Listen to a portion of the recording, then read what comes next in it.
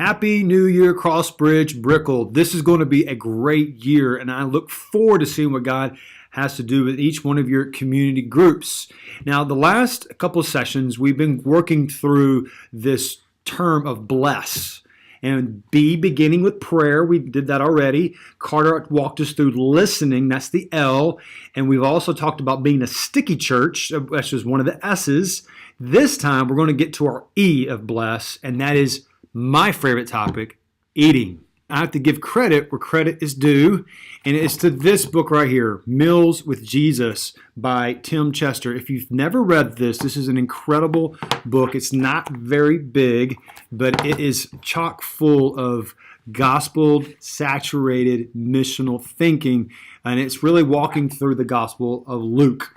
And what I love what he does at the beginning of this book, he asks the question, how would you complete the sentence? The Son of Man came. Now, we know that the term Son of Man in the Gospels is Jesus' favorite term for himself. And so let's think about that. How would you finish the phrase, the Son of Man came? Now, there's probably two verses that come immediately to your mind. The first one being, the Son of Man came not to be served, but to serve and give his life as a ransom for many. That's probably one of the verses that come to your mind. Another famous one is the Son of Man came to seek and save the lost. Now, interestingly, both of those verses talk about the purpose of why Jesus came. But that phrase, that the Son of Man came, only occurs 3 times in the Bible. And the third and final time we see this is a surprising occurrence. And I'll just go ahead and tell you.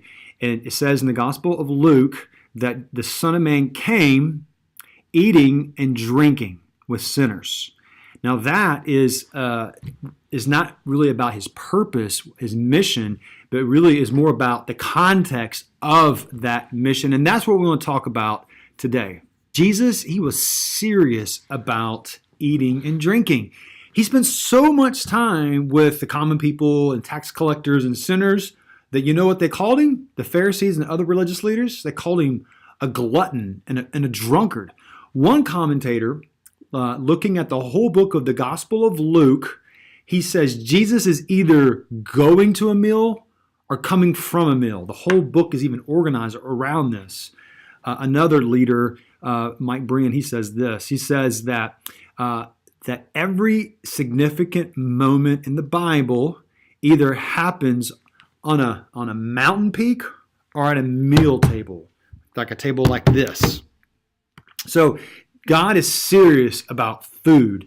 Jesus, it's his context of his mission. And I want to share with you now 3 ways in which the meals of Jesus embody his kingdom. And the first is this, that Jesus' meals embodies his grace. Now, you got to know that back in Jesus' day, meals were cultural boundary markers. It was all about who was on the list. And so when Jesus started eating with tax collectors and prostitutes and other sinners, he was blowing out these categories. And so he is saying, I'm not only here for the best, but for the worst, not for only the highest, but the lowest. Now that should inform how we also eat as well. It's like who is on our invitation lists and who are the people that we will invite to be at our table as well. Second thing that these meals embody in God's kingdom is it embodies God's community. Have you ever noticed how difficult, even impossible it is to eat with an enemy or eat with someone you're mad with? In fact, food does the opposite. It connects people and it bonds them. In reality, meals turn strangers into friends. It turns enemies into reconciled people. That's why when they had covenant meals, the way to solidify it was always to sit down and break bread together. Did you know that the word companion is a complex Latin word that comes from 2 roots? The first is cum, which means with, and the other one, panis. You want to guess what that is? It means bread, with bread. So those who you break bread with are your true companions. Can you imagine Having a healthy relationship with anybody without eating with them. Could you imagine that with your marriage or with your family or anybody? Any people who eat together stay together. Now, a meal is not the only way to build community. You can do it through service, trips, outreach, other ways, but it is the number one on the list, says Tim Chester. Last is this, that meals embody God's mission. Jesus, we don't ever see him running projects, holding an evangelistic campaign, establishing ministries, creating programs. He simply ate meals. He came eating and drinking with sinners.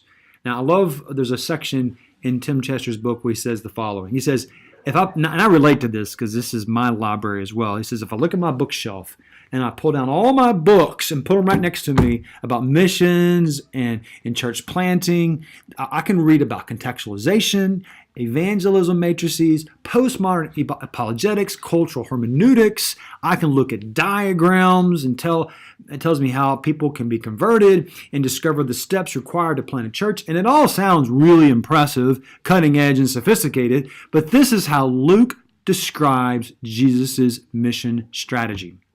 The Son of Man came eating and drinking. It's not complicated. In fact, it's a lob ball. Meals bring mission into the ordinary life of us. And if we have a love for Jesus and we share a meal, then we'll eventually talk about Jesus. So it's that simple. You invite over someone who's seeking or not a Christian, and you break bread together. And if you love them and if you love Jesus, then eventually you'll talk about Jesus. I have some questions in the notes below, and I would love for you to look at those questions before you come on Tuesday night. And I already have been thinking about how you would answer these questions. Have a great day, and I'll see you soon.